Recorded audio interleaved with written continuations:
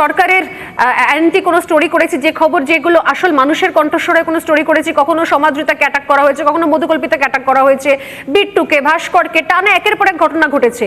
কোনো রকমের সরকার কোনো ভূমিকা নেয়নি, উল্টে আমাদের এগেনস্টে সমস্ত কেস করেছে। সামনে আবারও ইলেকশন রয়েছে।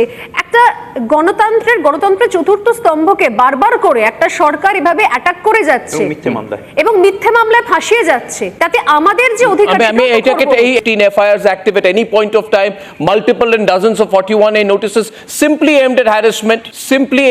মমতা ব্যানার্জির বিরুদ্ধে অ্যাকশন কেন নেওয়া হবে না, যেখানে মমতা ব্যানার্জির বিরুদ্ধে কন্টেম্পট অফ কোর্ট হতে পারে একাধিক জায়গায়? মমতা ব্যানার্জি গভর্নমেন্ট কিছু করছে না, উল্টে মিথ্যা মামলা দিচ্ছে আমাদের। অর্ণব, এই মিথ্যে মামলার এই যে ফলস কেসেস রিপাবলিকের বেসিক্যালি আমরা বলছি কি যেভাবে আমাদেরকে একটা সারাউন্ড করার চেষ্টা করছে অনেকটি কেস দিয়ে, এটা সবাই জানে, বাংলার লোক জানে। আমি সেটারই লিগ্যাল অপশনস জিজ্ঞেস করছি। You face in Maharashtra.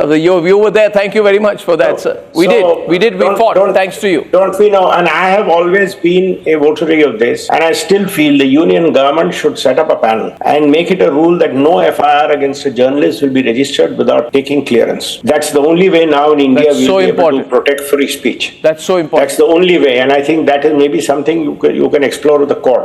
Personal offences apart, no FIR for carrying in the course of duty, like you protect public servants.